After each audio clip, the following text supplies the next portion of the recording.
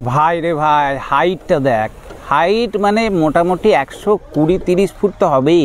তাক লাগানোর মতো পূজা মণ্ডপ, মানে এত বড় পূজা মণ্ডপ। বা বছর ভিড় এখান থেকে শুরু হয়ে দুর্দান্ত লাগছে, এখন থেকেই দুর্দান্ত লাগছে। এই পূজা মণ্ডপের এন্ট্রিটা কীরকম হতে চলেছে। প্রবেশের পথে এখানে একটা গেট রয়েছে, প্রবেশ পথের এখানটা আপনাদেরকে দেখিয়ে দেয় একবার। এখানটা এইভাবে রাউন্ড করে কিন্তু পুরো স্টার্ট হয়েছে।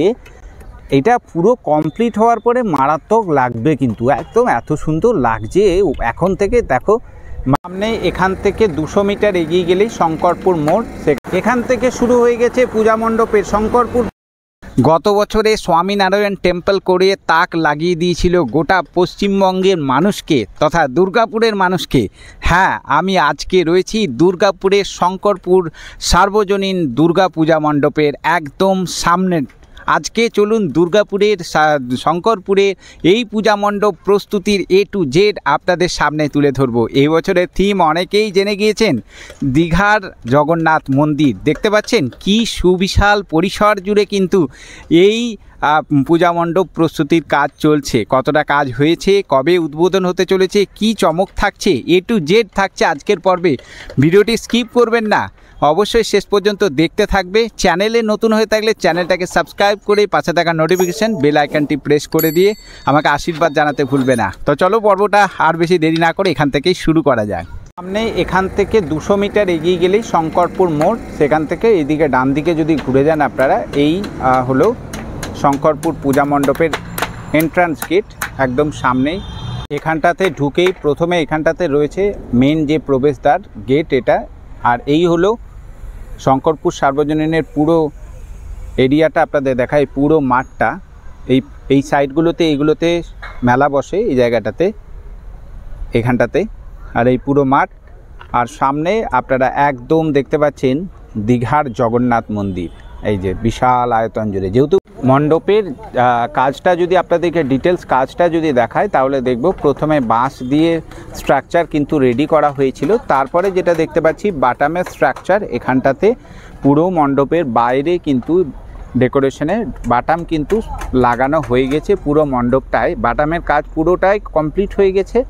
এখন যে কাপড় লাগানোর যে কাজটা সেটা কিন্তু চলছে। ইতিমধ্যে আপনারা দেখতে পাচ্ছি ঠিক এই রকম ঘিয়া কালারের যে কাপড়গুলো সেগুলোই কিন্তু পুরো মণ্ডপ জুড়ে এই যে বাটামের যে স্ট্রাকচারগুলো সেগুলোতে কিন্তু এবারে এটা দিয়ে ঢাকা হবে। দেখুন ডিটেলস কাজটা আরও আপনাদেরকে সামনের থেকে দেখায়। এই যে যে ইয়েগুলো রয়েছে, স্ট্রাকচারগুলো রয়েছে বাটামের, আর সেগুলোতেই কিন্তু টাইট করে একদম এই ঘিয়া কালারের যে কাপড়গুলো রয়েছে এইগুলোই কিন্তু টাইট করে পুরো মণ্ডপ জুড়ে কিন্তু লাগানো হবে। আর দেখতে পাচ্ছেন যে পুরো সব বড় বড় পূজা মণ্ডপগুলো যদি ভালোভাবে লক্ষ্য করেন, এই যে বাটামগুলো দিয়েই কিন্তু এই পুরো সেটিংটা করা হবে। চলুন আরও সামনের থেকে গিয়ে ডিটেলস কাজটা আপনাদেরকে দেখায়। এখন বাঁশের কাজ তো অনেক দিন আগেই কমপ্লিট হয়ে গেছে, এইবারে পুরো বাটামের কাজটা ওটাও কমপ্লিট। এখন শুধুমাত্র যেটা কাজ হচ্ছে সেটা হচ্ছে কাপড়গুলো সুন্দরভাবে লাগিয়ে মণ্ডপটাকে আরও সুসজ্জিত করা। এখানে দেখতে পাচ্ছি বেশ কিছু বাঁশ পড়ে রয়েছে, যেগুলো জায়গায় জায়গায় বসানো হবে ভিতর এবং বাইরের ডেকোরেশনে। এখানে রয়েছে অস্থায়ী একটা ছাউনি, যেখানটাতে বাটামের টুকরো পড়ে রয়েছে। শিল্পী দাদারা যেগুলো প্রয়োজন মতো ব্যবহার করবে ভিতরের এবং বাইরের ডেকোরেশনের কাজে। আর এই দেখুন একদম কাছ থেকে আপনাদেরকে দেখায়, এইটাই হবে মেন হয় ভিতরের যে পূজা মণ্ডপ বা মাতৃ প্রতিমা সম্ভবত এখানেই থাকতে চলেছে। যখন সামনে আরও দিন আসবে, পুরো মণ্ডপ প্রস্তুতি হয়ে যাবে, পুরো ডিটেলসটা আপনাদের সামনে তখন আরও শেয়ার করব, সাথে থাকবেন অবশ্যই। ডিটেলস কাজটা যদি আপনাদেরকে আরও একটু কাছ থেকে দেখায় তাহলে এরকম কিন্তু একটা থামের মতো কিন্তু করা আছে। আর এটার উপরেই কিন্তু পুরো বাটামের স্ট্রাকচার রেডি হয়ে গেছে। এখন ঘিয়া কালারের যে কাপড়গুলো সেগুলো কিন্তু খুব সুন্দর করে আর ঠিক ওইখানে যেরকমভাবে লাগানো হচ্ছে ওরকমভাবে লাগানো হবে। মেঝেতে এইরকমভাবে কিন্তু আরও কিন্তু বাটামের স্ট্রাকচার দেখতে পাচ্ছি সারিবদ্ধভাবে এরকমভাবে লাগানো রয়েছে। এটা কিন্তু যে নিচের জায়গাটা সেটাকে কিন্তু দেখতে একটা অনবদ্য লুক দেবে। এই যে দেখুন এরকম পরিসরটা তোমাদেরকে দেখায় একবার, মানে এখন থেকে লুকটা দেখো। ওই যে ওখান থেকে স্টার্ট হয়েছে এটা পুরো কমপ্লিট হওয়ার পরে মারাত্মক লাগবে, কিন্তু একদম এত সুন্দর লাগছে এখন থেকে। দেখো মানে এখনও মানে ছিটে ফোটা কিন্তু কাজ, উপরে যে মানে ফিনিশ কাজ সেটা এখনও বাকি, দেখো অনেকটাই বাকি, কিন্তু তবু লুকটা দেখো ভয়ঙ্কর লাগছে একদম। ওফ, তোমরা কে কে আসছো অবশ্যই কমেন্টে জানাও, কে কোথা থেকে দেখছো কমেন্টে জানাও। স্ট্রাকচারগুলো দেখো, দেখো এই বড় বড় স্ট্রাকচারগুলো কিন্তু সব উপরে উঠবে।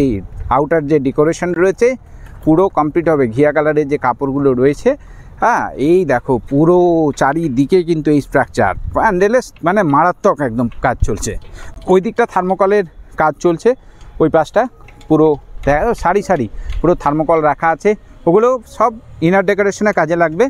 আর বাইরের মেন কাজ হচ্ছে বাইরেরটা দেখো, তার সাথে সাথে লাইটিংয়ের তো চমক থাকবেই। এটা দেখে মানে মোটামুটি কীরকম আন্দাজ করা যাচ্ছে, কত হতে পারে? এক্সপার্ট যারা রয়েছেন তারা অবশ্যই কমেন্ট করে জানান। হাইটটা মোটামুটি 120-30 ফুট তো হবেই হাইট। অগ্রণী আমরা দেখলাম 130 ফুট হাইট হয়েছে, ঠিক এই রকমই উচ্চতা রয়েছে, কিন্তু যে প্রথম যে ধাপ রয়েছে এখানটাতেও কিন্তু এটা যদি ভিতরে প্রবেশ করা হয় তো চলুন আস্তে আস্তে ভিতরে যাই, গিয়ে দেখি ভিতরের ডেকোরেশনটা কত দূর পর্যন্ত হয়েছে। তো চলুন এই প্রবেশপথ ধরে আমরা ভিতরে এন্ট্রি করবো। এবারে প্রবেশপথের এখানটা আপনাদেরকে দেখিয়ে দেয় একবার। এখানটাতে কিন্তু বাঁশের স্ট্রাকচারটা করা রয়েছে এবং কাপড়গুলো দিয়ে বাঁধা রয়েছে। এখানটায় বাঁশের কাজটা এখন চলছে। প্রত্যেকে কিন্তু আলাদা আলাদা ডিপার্টমেন্ট রয়েছে, প্রত্যেককে আলাদা আলাদা, যেমন ভিতরের কাজ রয়েছে করছে যারা, তারা আবার বাইরের কাজগুলো করছে আরও বেশ কয়েকজন শিল্পী ভাইয়েরা রয়েছে। আর একদম বাইরে আউটার ডেকোরেশনের কাজেও রয়েছে বেশ কিছু। দেখতে পাচ্ছেন এই যে বাঁশের স্ট্রাকচার, এগুলোই বাঁধার কাজ চলছে, বাঁশ লাগানোর কাজ চলছে, ছোটো ছোটো এরকম টুকরোগুলো উপরে উঠিয়ে কাজ চলছে। এটা দিয়ে চলুন আস্তে আস্তে এবারে ভিতরে যাই। ভিতরের কাজটা একবার দেখায়, ভিতরের ডেকোরেশনটা দেখায়। এই যে এইভাবে রাউন্ড করে কিন্তু পুরো ডেকোরেশন হচ্ছে। আর একটা মানে দুর্দান্ত যে থার্মোকলগুলো কেটে কেটে এত সুন্দর একটা পুরোটাই কিন্তু সাদা ইয়ের উপরে কাজটা হবে। আর ডিজাইনটা হচ্ছে চোখে পড়ার মতো, যেরকম ডিজাইন হবে। আর এইখানে চারিদিকে দেখতে পাচ্ছি বিশাল বড় বড় পিলার, এই পিলারগুলো এইগুলোই একটা আলাদা রয়্যাল লুক দিতে চলেছে। এই যে পিলারগুলো এগুলোই কিন্তু আলাদা একটা। আর এখানটায় থাকবে মাতৃ প্রতিমা, বিশাল বড়। এটা একটা দেখতে পাচ্ছি খাঁচার মতো করা আছে, সম্ভবত এটা উপরের ডেকোরেশনের কাজে লাগবে। ঠিক আছে, এখানে ঝালাইয়ের কাজ চলছে এখন। আর পুরো দিকটা ঘুরিয়ে দেখায় একবার ভিতরটা, তাহলে দেখলে বুঝতে পারবে যে এত সুন্দর রয়্যাল একটা রাজকীয় লুক কিন্তু লাগছে। আর এবছরও কিন্তু এই যে দেখো কিছু কিছু ডিজাইনগুলো দেখায় এই থামগুলোতে রয়েছে, যেটা থাকে একদম সেই রকমই কিন্তু করার চেষ্টা চলছে। ডিজাইনগুলো দেখায়, এইখানে একটা লোহার ফ্রেম রয়েছে, এখানে বাটামের কাজ চলছে দেখতে পাচ্ছি। এই সব ভিতরের যে ডেকোরেশনগুলো হবে সেগুলোরই কাজ এখানটাতে হচ্ছে। ওখানেও দেখতে পাচ্ছি আরও লোহার যে স্ট্রাকচারগুলো রয়েছে সেগুলো রয়েছে। এখানে এই বড় খাঁচাটা কোথায় লাগবে দাদা? উপরে না, একদম উপরে চলে যাবে। দীঘার জগন্নাথ মন্দির যেমন আমরা দেখি যে সিংহদ্বার দিয়ে প্রবেশ, এটাতেও ঠিক করা হবে। থাকবে সম্ভবত অরুণ স্তম্ভ, অবশ্যই সেটা যখন আরও নেক্সট ভিডিও নিয়ে আসবো দেখানোর চেষ্টা করব। তবে যেটা 4টে দুয়ার রয়েছে, ব্যাঘ্র দুয়ার, অশ্ব দুয়ার, সিংহ দুয়ার আর একটা হস্তি দুয়ার, এই 4টে দুয়ারের মধ্যে আপাতত যেটা দেখতে পেলাম যে 3টে কাজ হয়েছে। জানি না পরবর্তীতে কি আপডেট আসছে, যদি কোনো নতুন কিছু আছে অবশ্যই জানাবো। সামনে ওই পোর্শনটাতে যেটা দেখতে পাচ্ছি যে একটা গেট হচ্ছে। বছর ভিড় এখান থেকে শুরু হয়ে একদম ওইখানে উপর পর্যন্ত চলে গিয়েছিল মানুষ। গভীর রাত পর্যন্ত প্যান্ডেল দেখেছে শঙ্করপুরের। আর এবছরের পূজা মণ্ডপ কি সেরকম রেকর্ড করবে? তোমাদের কি মনে হচ্ছে? ও হো দুর্দান্ত লাগছে, এখন থেকেই দুর্দান্ত লাগছে, থাকতে পারছি না, পুজো আসার অপেক্ষায় রইলাম। এই পূজা মণ্ডপের এন্ট্রিটা কীরকম হতে চলেছে তোমরা কি একটু আন্দাজ করতে পেরেছো? আমার তো কোনো আইডিয়া নেই, যদি তোমরা কমেন্টে জানাও। এই ছিল শঙ্করপুরের পূজা মণ্ডপ প্রস্তুতি এবছরকার।